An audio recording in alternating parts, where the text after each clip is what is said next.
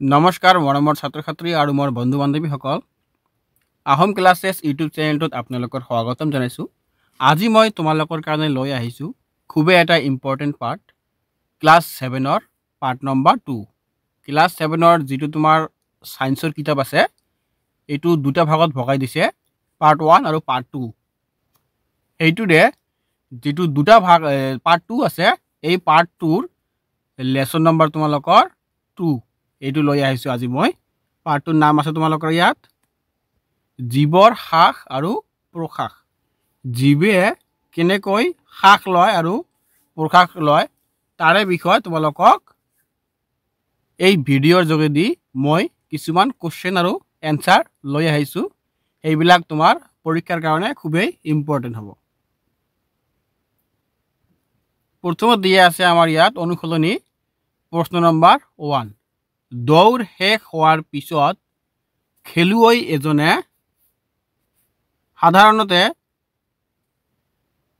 হ্ৰাস লোৱাতকৈ বেছি খৰকৈ আৰু দীঘলীয়াকৈ কিয় উশাহ নিশাহ লয়? ছাত্ৰ ছাত্ৰীসকল, এই কুৱেশ্যনটোত তোমালোকক বুজাইছে যে আমি যেতিয়া কিবা এটা খেল খেলোঁ বা কিবা এটা পৰিশ্ৰম কৰোঁ তেতিয়া আমি শ্বাসবিলাক ঘন ঘন লওঁ আৰু অতি দীঘল দীঘল লওঁ। এইটো আমি কিয় এনেকুৱা হয় বা এনেকুৱাই লওঁ তাৰে বিষয়ে এই কুৱেশ্যনটো তোমালোকক সুধিছে। উত্তৰ দিয়া আছে দৌৰ প্ৰতিযোগীক দৌৰ আৰু দৌৰাৰ পাছত সাধাৰণতে প্ৰয়োজন হোৱাতকৈ বেছি শক্তিৰ প্ৰয়োজন হয়, কাৰণ অধিক কাৰ্য কৰিব লগা হয়। তাৰ বাবে শৰীৰত থকা খাদ্যৰ জাৰণ মানে ভাঙন বেছিকৈ হ'ব লগা হয়, গতিকে বেছি অক্সিজেনৰ প্ৰয়োজন হয়। ফলত বেছিকৈ উশাহ নিশাহ ল'ব লগা হয়, অৰ্থাৎ ঘন আৰু গভীৰ উশাহ ল'ব লগা হয়। ছাত্ৰ ছাত্ৰীসকল, এই এনচাৰটোত তোমালোকক এইটোৱে বুজাইছে যে আমি যেতিয়া কিবা এটা পৰিশ্ৰমৰ কাম কৰোঁ, যেনেকুৱা দৌৰা দৌৰি কৰা, ফুটবল খেলা, ভলীবল খেলোৱা, এনেকুৱা ধৰণৰ কিবা এটা কাম যেতিয়া আমি কৰোঁ তেতিয়া আমাৰ শৰীৰত অধিক শক্তিৰ প্ৰয়োজন হয়। অধিক শক্তিৰ প্ৰয়োজন হোৱাৰ কাৰণে তেতিয়া আমাক অধিক অক্সিজেনৰ প্ৰয়োজন হয়। সেই অধিক অক্সিজেন লোৱাৰ কাৰণে আমি তেতিয়া উশাহ নিশাহবিলাক জোৰকৈ ল'ব লগা হয় আৰু দীঘল দীঘলকৈ ল'ব লগা হয়। এইটোৱে তোমালোকক বুজাইছে।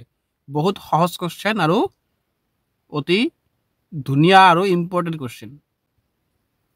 তাৰপিছত আমাৰ 2 নম্বৰত দিয়া আছে বায়বীয় আৰু অবায়বীয় শাসনৰ সদৃশ্য আৰু পাৰ্থক্য তালিকা কৰা। ইয়াৰ উত্তৰত দিয়া আছে এই শাসনত অক্সিজেনৰ সহায়ত গ্লুকোজৰ জাৰণ ঘটে। 2 নম্বৰটো দি আছে গ্লুকোজৰ সম্পূৰ্ণ জাৰণ হয়। 3 নম্বৰত দিয়া আছে ইয়াৰ ফলত কাৰ্বন ডাই অক্সাইড, পানী আৰু 4 নম্বৰত দিয়া আছে উচ্চ শ্ৰেণীৰ প্ৰাণীৰ এই শাসন ঘটে। 5 নম্বৰত আছে শক্তি উৎপাদনৰ পৰিমাণ বেছি আৰু অবাধ শাসন হ'ল তোমালোকৰ 1 নম্বৰত দিয়া আছে এই শাসনত অক্সিজেনৰ সহায়ত গ্লুকোজৰ ভাঙন ঘটে। 2 নম্বৰ গ্লুকোজৰ সম্পূৰ্ণ জাৰণ নহয়। 3 নম্বৰত দিয়া আছে ইয়াৰ বিক্ৰিয়াত কাৰ্বন ডাই অক্সাইড, এলকহল আৰু শক্তিৰ উৎপন্ন হয়। 4 নম্বৰটো হ'ল সাধাৰণতে নিম্ন খাপৰ প্ৰাণীৰ এই শাসন ঘটে। 5 নম্বৰত দিয়া আছে শক্তি উৎপাদনৰ পৰিমাণ তুলনামূলকভাৱে কম। তাৰপিছত অবাধ আৰু সাবাধ শাসনৰ মাজত সদৃশ্য হ'ল সমাৰ্থক হ'ল দুয়োৰে ক্ষেত্ৰত গ্লুকোজৰ ভাঙন ঘটে। 2 নম্বৰত দিয়া আছে ৰাসায়নিক বিক্ৰিয়াত কাৰ্বন ডাই অক্সাইড জলীয় ভাব আৰু শক্তি উৎপন্ন হয়। তাৰ পিছত আমাৰ 3 নম্বৰ কোৱেশ্চনটো দিয়া আছে, যেতিয়া আমি উশাহত অতি বেছি ধূলিকণাযুক্ত বায়ু গ্ৰহণ কৰোঁ তেতিয়া আমি কিয় সঘনাই হাঁচি কৰোঁ? এইবিলাক খুবেই ইম্পৰ্টেণ্ট কোৱেশ্চন তোমালোকৰ কাৰণে। এই কোৱেশ্চনটোত তোমালোকক কৈছে যে আমি যেতিয়া ধূলিকণাৰ জেগা থকাত, যেনেকুৱা তোমালোকে বাইক চলাই আছা, হেলমেট পৰিধান কৰা নাই আৰু আগফালে পুৰা ধূলি হৈ আছে, তেতিয়া তোমালোকে চাবা যেতিয়া আমি উশাহ নিশাহ লওঁ এই আমাৰ নাকেৰে ধূলিকণাবিলাক সোমায়, কিন্তু কিছু সময় পিছত চাবা তোমালোকে 2-4 মিনিট পিছত তোমালোকৰ হাঁচি আহিব। এইটো আমাৰ এনেকুৱা ধৰণৰ কিয় হয় তাৰে বিষয়ে ইয়াত জানিবলৈ কৈছে। উত্তৰত দিয়া আছে ধূলি মিশ্ৰিত বায়ুত ধূলি, ধোঁৱা, ফুলৰ ৰেণু আৰু অন্য বহুতো অনাকাংক্ষিত কণিকা থাকে। এই বায়ু যেতিয়া সেৱন কৰা হয় তেতিয়া নাসা গহ্বৰত থকা চুলিত এই কণাবোৰ লাগি ধৰে। তথাপি কেতিয়াবা এই কণিকাবোৰ চুলিত নালাগি পাৰ হৈ গৈ নাসা গহ্বৰৰ ছালত লাগি ধৰে। তেতিয়া তাত উত্তেজনাৰ সৃষ্টি হয়। এই উত্তেজনাৰ ফলত নাকৰ শব্দ হয়। ইয়াক ঘগৰণীয় বোলে। এই ঘগৰণিৰ দ্বাৰা ছালত লাগি থকা কণিকাবোৰ নিশাহত বাহিৰ ওলাই যায়, ফলত বিশুদ্ধ শৰীৰৰ ভিতৰলৈ যায়। ছাত্ৰ ছাত্ৰীসকল, এনচাৰটো তোমালোকক কৈছে যে যেতিয়া আমি এনেকুৱা ধৰণৰ পৰিৱেশত উশাহ নিশাহ লওঁ তেতিয়া কি হয়, আমাৰ নাকৰ ভিতৰত তোমালোকে চাবা কিছুমান সৰু সৰু নোম থাকে। এই নোমবিলাক দিয়াৰ কাৰণে যেতিয়া আমি উশাহ নিশাহ লওঁ এই ধূলিকণাবিলাক এই নোমত লাগি থাকে, মানে ভিতৰলৈ নাযায়। কিন্তু তাৰে ভিতৰত থকা কিছুমান আকৌ আমাৰ যিটো নাকৰ ভিতৰত অংশ আছে তাতে গৈ পায়, তেতিয়া আমাৰ এনেকুৱা ধৰণৰ হাঁচি আহি থাকে। 4 নম্বৰ প্ৰশ্ন দিয়া হৈছে 3টা পৰীক্ষা নলী লোৱা, প্ৰত্যেকটোক 3-4 অংশৰ পানীৰে ভগাই লোৱা, ক, খ আৰু গ নামেৰে লোৱা। ইয়াত তোমালোকক 3টা পানীৰ ভৰাই ল'ব কৈছে, ক, খ আৰু গ নাম দি লগাই লোৱা। পৰীক্ষা নলীত এটা শামুক লোৱা, খ পৰীক্ষা নলীত এটা জলজ উদ্ভিদ লোৱা আৰু গ পৰীক্ষা নলীত উদ্ভিদ শামুক দুয়োকে ভৰাই লোৱা। কোনটো পৰীক্ষা নলীত কাৰ্বন ডাই অক্সাইডৰ পৰিমাণ আটাইতকৈ বেছি হ'ব? এইটোৰ উত্তৰ হৈছে তোমালোকৰ ক, খ আৰু গ পৰীক্ষা নল 3টাত ঘটা পৰিঘটনাসমূহ তলত দিয়া ধৰণত দেখুওৱা হ'ল। পৰীক্ষা নলী কত দিয়া আছে, এই পৰীক্ষা নলত শামুকে শাসন ক্ৰিয়াত কাৰ্বন ডাই অক্সাইড CO2 গেছ উৎপন্ন কৰিব। এই কাৰ্বন ডাই অক্সাইড পানীৰ ওপৰত জমা হ'ব। ইয়াত তোমালোকক চিত্ৰটো দেখুৱাই দিছে, তোমালোকে চাবা। তাৰপিছত পৰীক্ষা নলী খ, এই পৰীক্ষা নলত উদ্ভিদে শাসনত এৰি দিয়া CO2 গেছ পুনৰ সালোক সংশ্লেষণৰ বাবে ব্যৱহাৰ কৰিব, ফলত CO2ৰ পৰিমাণ কমি যাব। তাৰপিছত তোমালোকক দিয়া আছে ইয়াত ছবিবিলাক আঁকাই দিছে। পৰীক্ষা নল গ, এই পৰীক্ষা নলত শামুক আৰু উদ্ভিদ উভয়ে শাসনত CO2 ত্যাগ কৰিব। উদ্ভিদে সকলক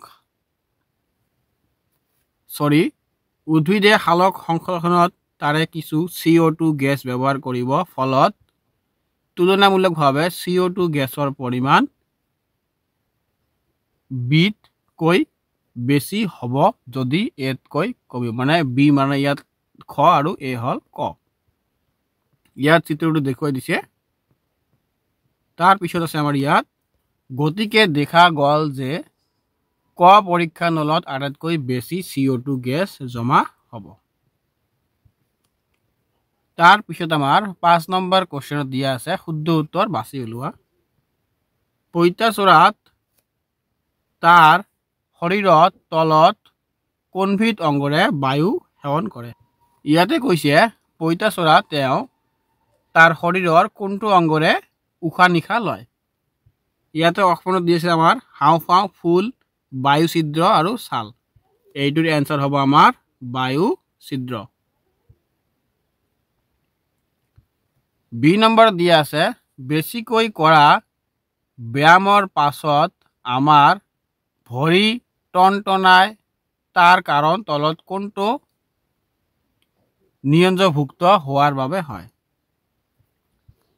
ইয়াৰ উত্তৰটো হ'ব তোমালোকৰ প্ৰথমত দি আছে কাৰ্বন ডাই অক্সাইড তাৰপিছত লেক্টিক এসিড এইটো হ'ব তোমালোকৰ এক নম্বৰটো নহয়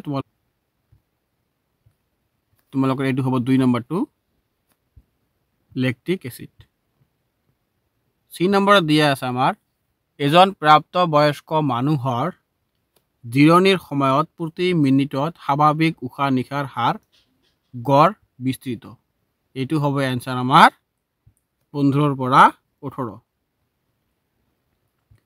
ডি নম্বৰত দিয়া আছে নিশাহৰ সময়ত কামিহাৰৰ গতি এইটো হ'ব আমাৰ এনসাৰ তললৈ গতি কৰে 6 নম্বৰ দিয়া আছে আমাৰ স্তম্ভ 1ৰ লগত স্তম্ভ 2ৰ তথ্যবোৰ মিলোৱা ইয়াত তোমাক দিছে ইয়াৰ লগত মিলাবলৈ কৈছে তোমালোকে চাবা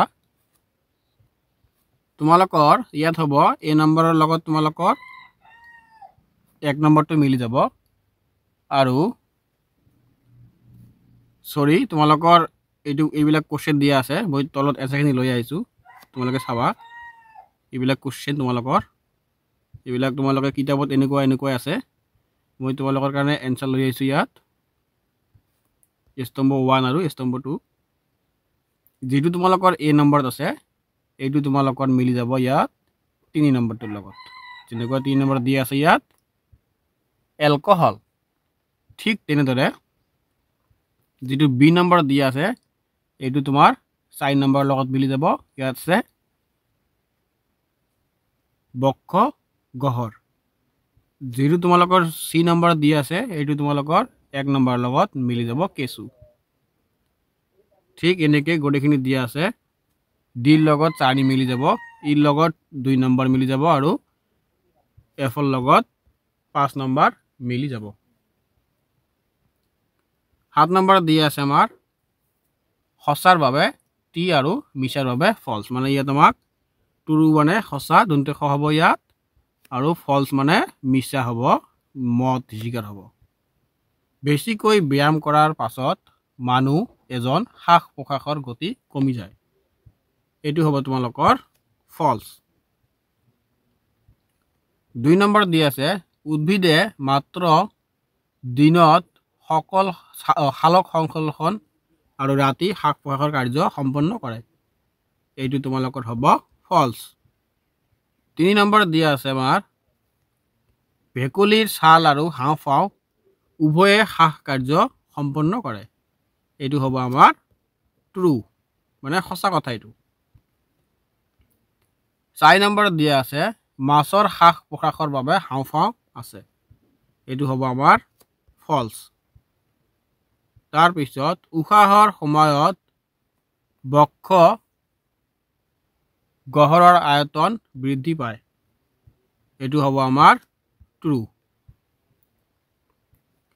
8 নম্বৰ দিয়া আছে তলৰ বৰ্গক্ষেত্ৰটোত কিছুমান ইংৰাজী আখৰ দিয়া হৈছে এই আখৰবোৰে জীৱৰ শ্বাসতন্ত্ৰৰ লগত জড়িত কিছুমান অংগৰ ইংৰাজী প্ৰতিশব্দ বুজায় শব্দবোৰ থিয়, পথালি, কুনিয়া যিকোনো দিশৰ পৰা গঠিত হ'ব পাৰে।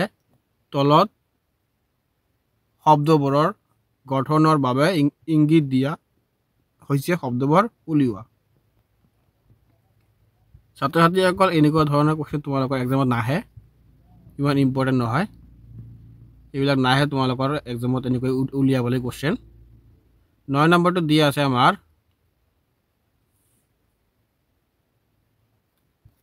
পৰ্বত আৰোহীবোৰে তেওঁলোকৰ লগত অক্সিজেন কঢ়িয়াই নিয়াৰ কাৰণ কি? যিবিলাক মানুহে এই পৰ্বতৰ ওপৰত উঠে যে, যেমন মাউণ্ট এভাৰেষ্ট, তেওঁলোকে কিয় অক্সিজেন তেওঁলোকৰ লগত লৈ যায়? 5 কিলোমিটাৰ উচ্চতাৰ ওপৰত বায়ু নাথাকে। বি নম্বৰ, তাত মানুহ এজনৰ বাবে প্ৰয়োজনীয় বায়ু ভূপৃষ্ঠতকৈ কম। তাৰপিছত চি নম্বৰত, ভূপৃষ্ঠৰ বায়ুতকৈ তাৰ বায়ুৰ চাপ বেছি। ডি নম্বৰ, ভূপৃষ্ঠৰ বায়ুৰ চাপতকৈ তাৰ চাপ বেছি। ইয়াৰ এনচাৰটো হ'ব বি নম্বৰ, তাত মানুহ এজনৰ বাবে প্ৰয়োজনীয় বায়ু ভূপৃষ্ঠতকৈ কম। ছাত্ৰ ছাত্ৰীসকল, মোৰ ভিডিঅ'টো ইয়াতে শেষ কৰিলোঁ। তোমালোকক যদি ভিডিঅ'টো ভাল লাগিছে, মোৰ চেনেলটো ছাবস্ক্ৰাইব কৰি ৰাখিবা। এনেকুৱা ধৰণৰ ভিডিঅ' তোমালোকে পাই থাকিবা। ধন্যবাদ।